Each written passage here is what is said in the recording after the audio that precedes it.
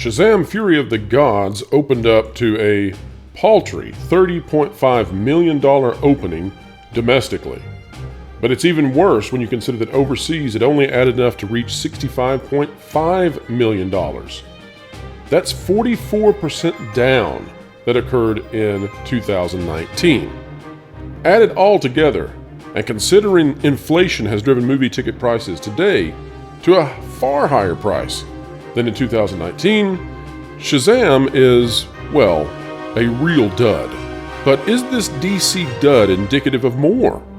Well, that's the question Jonas Campbell and I have to ask ourselves as we consider, is the superhero genre in fact on its last legs? And even more importantly, can somebody save it?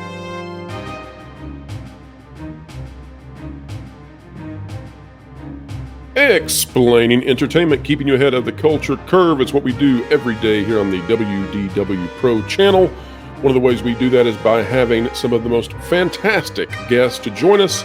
And one of those fantastic guests today is Jonas J. Campbell, back at it again, investigative reporter for That Park Place.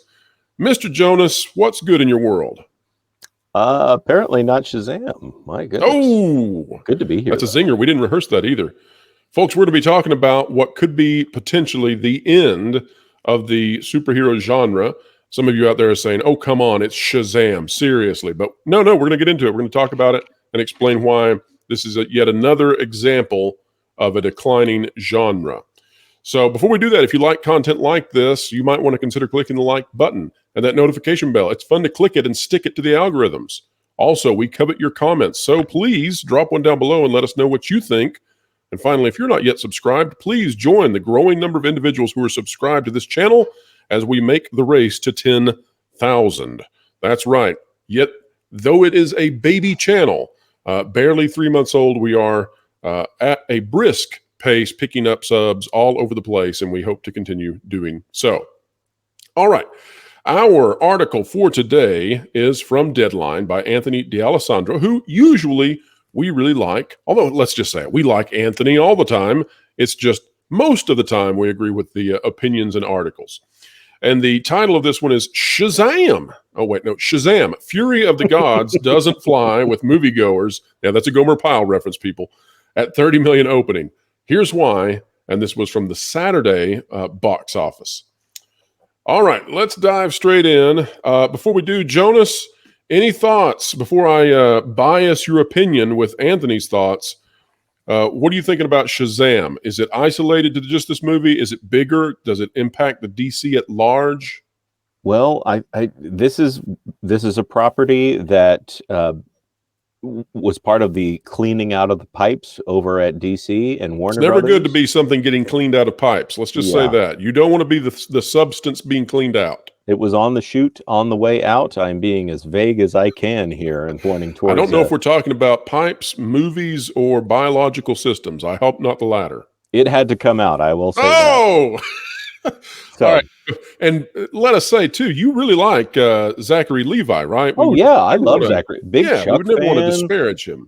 I mean, he's great in any role he's in. He's charming. He's a great guy, and he's made me like calling this character Shazam instead of its original name of Captain Marvel. Oh, and so it does kind of it does stink to continue with our metaphor here. It does stink that Mr. Levi is part of a movie that's not going to do so well, and that's really what we know at this point. Yes. Let's get into the article.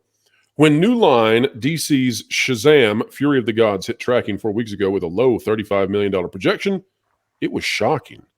And not shocking to rival distributors. Shocking because in a spring full of franchise tentpoles, many of which are seeing record-opening domestic highs, again, folks, remember, that's because of inflation, not because of audience participation. How can a DC property like Shazam not keep up with the pack? Not shocking, well, it's goofy old Shazam. Now, while it's possible for a movie to start low in its projections on tracking and swell as the studio spends the bulk of a Pix P&A in the final lap before its opening, the outlook on Shazam, Fury of the Gods didn't budge. And now, the David F. Sandberg directed sequel produced by Warner Brothers, newly installed DC co-head Peter Safran, is looking at a $30 million start in North America. Off 44% from the first 2019 movie's $53.5 million opening. We'll do 2 more paragraphs and then pause for some commentary. Shazam 2's Friday and previews at 11.7 million is 42% off the first pick's 20 million previews.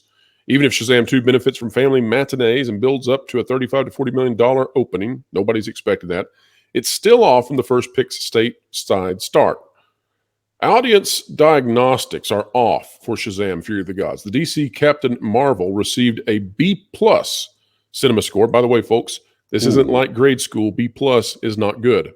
To the first title's A, and pulled in less of the 18 to 34 demographic than Chapter 1, 56% to 64%. Audience exits on the first Shazam were harder than cinema score results at 79% positive, 59% definite recommend. The sequel saw similar results at 78% positive and a 64% recommend. And it goes on to go into more of that stuff. Now, this one had a $100 million production cost and market spend, talking about the original Shazam. This one actually is significantly higher, but not Marvel size. But this is going to be a loss. However, Jonas, here's my thoughts on this one. It was going to be a loss if they didn't release it. And the people who've come into control over at DC, they really didn't have a choice, right? I mean, what are you going to do? You're going to stick this again into the trash can like they've done with some other big properties and just eat the entire loss? Or are you going to throw it out there and say, you know what, we're done with this stuff. We'll take what we can get. And I will say that we're not commenting on the quality of the film here because that really doesn't enter into the commentary on this, except that it is indirectly going to be in there because people want to see a good movie, and the numbers generally go up when the movie is better. It doesn't look like this is going to get a second weekend boost because no one is coming out and saying, wow, this is a great movie. You should all go see it. Right. There's probably no bounce off of people being enamored with the movie. And it is very clear that we are past the stage where spectacle gets people into theaters. Maybe the whole world is bored with the spectacular nature of these CGI-heavy superhero films of people. And this one has at least five superheroes in the Shazam family. Absolutely. Now, Jonas, what I'm considering about this, and by the way, on the screen right now, we're showing the top 8 at the box office for this past weekend. You can see that Shazam still managed to eke out number 1, although really this is a bad weekend for theaters, period. You hate to see it for all the people who are running those theaters and are desperate to have audience members coming in, filling seats, eating popcorn, and the like. This is just not the week for it. But what I'm concerned about is that as we look over the previous 2 years, 3 years, of superhero flicks, and now we're looking ahead 2 years, this seems to me to be a genre in decline. And Shazam, as funny as it may seem, because, I mean, my gosh, that is not a top-tier superhero or character, right? But it seems to me that when we have this kind of a outcome for a film inside the genre, that this is an indicator that now there are superhero films coming out from, and you got to say that DC, despite the fact it's had all this turmoil and all this turnover, it's still one of the big two. There's Marvel and there's DC. And it seems to me that when you have a movie perform this poorly, that this could be the indicator that this really is not just, oh, we've had some Marvel movies that have flopped, which, by the way, that was unheard of up until recently. And it's not just that, oh, we've had some DC films flop, or no, you know, we've had some superhero films that have been lackluster. But this is getting to the point now where you've got, let's say it's mediocre, let's say it's average. I don't think anybody's saying that this is a terrible movie. I haven't heard anybody say, oh, it's just the worst. But look at the returns. Financially, this isn't in a good place. So what do you think about the idea that this is now metastasizing throughout this genre, this ability for films to really hit a low bottom financially? I think it's amazing that we've come this far. I grew up in the 80s and 90s where a superhero film, even a comic book film of any kind, even if it didn't include superheroes, was required viewing. And now there are so many movies, even Ant-Man and the Wasp: Quantumania, which is a mouthful to say, I don't really know if it's a good film because I don't know anyone in my personal life who has gone to see it. Other Which is another than bad sign, by the way. yes, right, right. There's no one commenting on it. There's no one coming to me and saying, "Hey, did you hear that XYZ was woke?" Except in my professional circles here at that Park Place and in other networks. And by the way, Jonas, yesterday we released a video on the WDW Pro channel from an individual that Valiant Renegade has cleverly and humorfully, not humorlessly, claimed to be Deep Toy. It's a person who is a high-level executive inside the industry who has been so gracious as to send us lots of really high-level information, and we're very thankful for that. But the topic was on just that issue. The issue of casuals and normies, right? They are so greater in numbers than just the fanatics out there, the people that tend to watch our content more, right? So the people who love Marvel and love superheroes and love DC. But the casual and normies, it seems to me that they're beginning to check out of this genre. And that's why I'm becoming more concerned, because if you look at Quantumania, for example, the casuals didn't go. It had, okay, so if you look at the first week of Quantumania, not terrible, not good either, but not terrible. And then a complete another drop off right after that. Completely, I mean, it had a one weekend go of it, and then it was gone. And that's because the Marvel, the Marvel fanatics, the Marvel loyalists, they came out and they watched it. They supported their MCU. But now the average person, the average family, I think they're done. What do you think? I think you're absolutely right. I remember 2011, and I don't mean to be nostalgic in this video for times past, but in 2011, watching to see if somehow Joss Whedon could pull off putting together 6 superheroes, technically 4, and they just threw in Black Widow and Hawkeye. This is a great point you're making.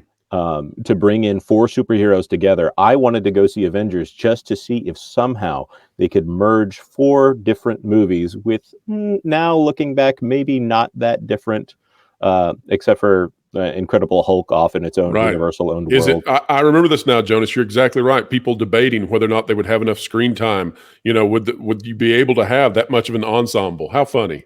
And that movie, I mean, to his credit and to whatever producer and whatever editor they had, that movie worked like clockwork. It is amazing. And then at the end, what did you have? You had homework, because Thanos showed up, and everyone normal in the theater that wasn't a comic book fan turned to their comic book fan friend and said, "Who is that guy?" Right. And now, and that lit the fire under the normies to have that in their consciousness. And even to this point, when you have Kang the Conqueror, they go, "Who is that?" And he said, "I think maybe that might be Kang." What's Kang do? I don't know. He's kind of in some Avengers comics. He's in all the multiverses. What the heck is that? Right, scraping the bottom of the barrel. That's what Marvel is doing at this point, and they are supposedly the top contender in this space. And now you have Shazam, one of the original superheroes, one of the first lawsuits in the history of comic books, because Captain Marvel was an exact copy of Superman, something that you couldn't get away with back in the days when there wasn't market saturation. You had DC Comics sue, I forget the name, it might have been Fawcett. There's somebody who will tell us in the comics the original name of the Captain Marvel publisher, that they sued because, look, they've created their own Superman, and they pulled the entire company in with Captain Marvel. And then, of course, the DC and Marvel lawsuit over, okay, we've got 2 Captain Marvels. But this is a character that DC did not create themselves. And they're trying to make a superhero film out of him now. Now, that being said, it's kind of a tangent, but we have reached so much market saturation that they have a C-list Superman that they've made a movie about. Well, that's exactly true. And to me, Jonas, this is beginning to feel like we have now moved to the point where we're on the back end of this, this curve where superhero films for a long time, decades, they were kind of niche, right? And you would have some blockbusters. You would have the original Superman, and you had the Maguire Spider-Man stuff, but they were not the soul, like the zeitgeist that we've experienced over the last gosh, 15 years. Mhm. But it feels like we're coming off the end of that roller coaster, and it has to me that feeling of when westerns ended. You know, I wasn't there when westerns came to an end, but I know of the history of cinema, and I know that westerns for a very long time became the de facto thing to go watch in cinemas. You know, that was the thing to go see. Everybody wanted to go watch the westerns. Everybody wanted to go watch John Wayne, and that came to an end. And it feels like that's happening with superhero films. But I am curious about your take on this, because my thesis here is that it is not that superhero films came out of interest of fans due to anything other than that the studios have mishandled this now, that they have self-sabotaged the genre. So what do you think about that theory? I think you're absolutely right. And the point about westerns, when you look at westerns that have come back into the zeitgeist, think about the movie Unforgiven with Clint Eastwood, by Clint Eastwood, I should say, rather. It is a deconstruction of westerns. And what do you already have here in the middle of the superhero genre? You have shows that are deconstructions like The Boys, or even Marvel will be doing a deconstruction of a superhero team with either the Thunderbolts or whatever they're going to do. They're going to do their own take on a quote unquote evil Superman. And DC is bringing in what is the name of it? The Authority, which was also a Image Comics, I believe, deconstruction of a Paragon superhero team with their own versions, XBs of Superman and Batman that were in some kind of relationship with each other. We It just are, feels like everything's becoming parody. I don't know if you saw this, but you know, within the comics, of course, the comics are already parodies of themselves, right? You right. have the most recent example being the Robin comic, which is so ludicrously bad that it's being canceled after uh, 10 pieces, 10 episodes, Mhm. 10 issues. The original Tim Drake Robin series, I think, ran for like 180 or so. And so it just feels like everything has become such a parody of itself that nobody's taking any of this seriously. I get that the genre is not meant to be taken totally seriously, but it has that Western feel where, like, we've gotten to the point now where nobody's making good content anymore. It's just nonstop filler, and it's just a shadow of the former identity of these things. Now, I will add here that from what I have heard, I watched Force of Light Entertainment's right out of the theater review of Shazam Fury of the Gods, and she used the word bonkers to describe this film. But have you heard that from the normies? Have you heard that from anybody normal, that you have a film with unicorns and dragons? And apparently there's some pretty good stuff in this film that would make you go, wow, I can't believe that's in here. And there's a cameo from, I'm not going to spoil it for anybody, but it gives that DCEU people hope. And that's as far as I'll go with the spoiler territory there. But no one seems to be caring about it. They aren't surprising people anymore when it comes to these movies. I think No Way Home already spent the multiverse, and you have the absolute peak of the multiverse by bringing in all these people. And they say they're going to go further, but guess what? Everybody already knows what the X-Men looked like in the year 2001, 2002, and they Sure. did it great. And I don't think anybody has the confidence in Kevin Feige's ability to take all of those properties and say, yeah, we're going to do something you haven't seen before with these people, other than something your average fanfic writer might come up with. Well, Because, certainly not given the current track record. I mean, everything since Endgame has seemed to me to be of lesser quality than before. Is that fair to say? yeah, I think you're right. There's nothing truly surprising anymore, other than Spider-Man: No Way Home. What would it look like to finally have not just four superheroes in the same universe come together? What about three Spider-Men from three different lines come together? Okay, we've seen that. And now you tell me I got to watch, I don't know how many, 10, 15? I can't keep track because it's too exhausting to keep up with it anymore. However many movies we have to watch to understand what's going on with Secret Wars or Kang Dynasty. Don't know which one, don't care which one is first.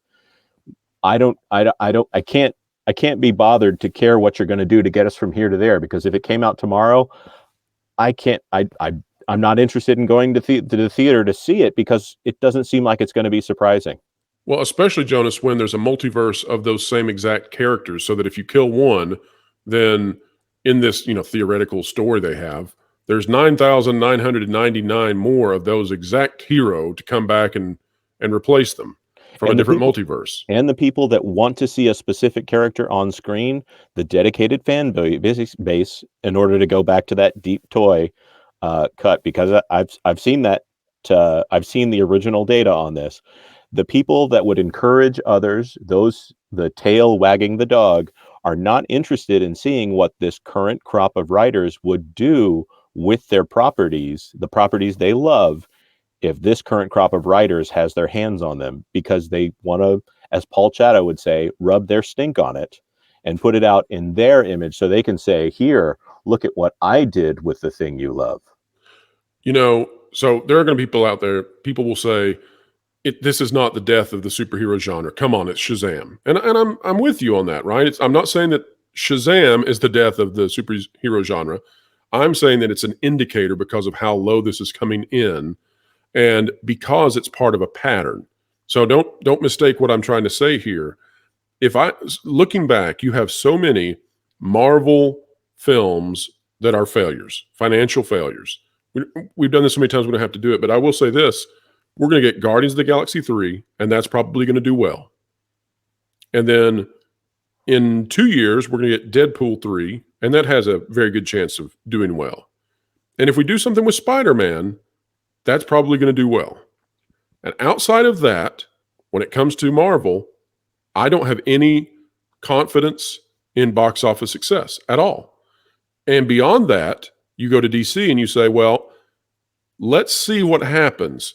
But I don't know what will happen with The Flash.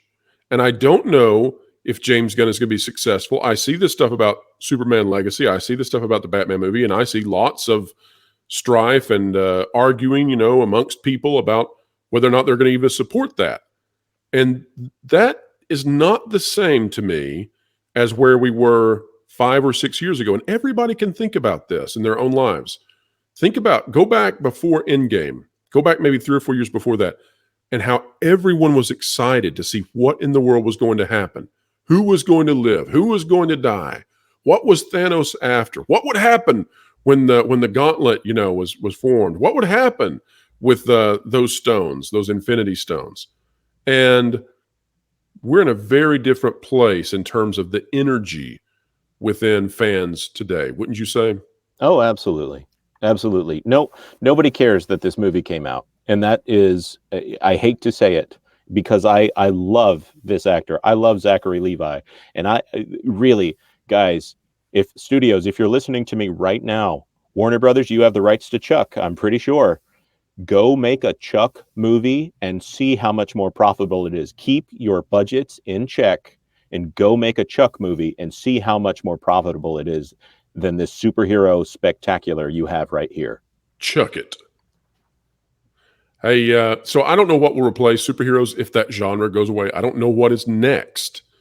But I can tell you this.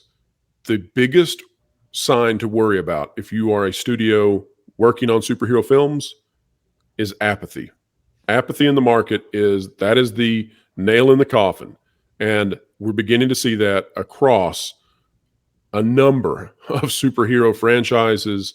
And once that takes off within the genre, that's when I worry that it's time to be moving along. We'll see if Shazam is yet another piece in that pattern, or will James Gunn come in? Will he revolutionize DC and we end up with egg on our face? Will Kevin Feige somehow manage to turn it around at the last minute so that Phase 6 is at least saved from the Phase 5 dive? We don't know. We'll hang in there and we'll find out. There's enough money riding on all this that surely, somebody out there with a good idea could be welcomed and embraced, but we're going to have to get away from the bad ideas first. Jonas, thank you so much for being here. Folks, if you enjoy this, click like, share, subscribe, and hit that notification bell. Also, don't forget that the Pro Show is coming out this Thursday, 5 to 7 p.m. Eastern Time. You are not going to want to miss the Pro Show and all of the fantastic guests come to that debut. Wherever you are. Oh, it's going to be very big. And Jonas will be there, right, Jonas? Oh, absolutely. I'll be there with bells on. Actually, for the sake of my microphone, no bells. Virtual No bells. No like the bells. one that you could hit to hit that notification bell for this channel so that that's a you good don't one. miss the pro show. There you go, folks. All right, wherever you are, whatever you're doing, keep learning, keep growing, and keep having fun.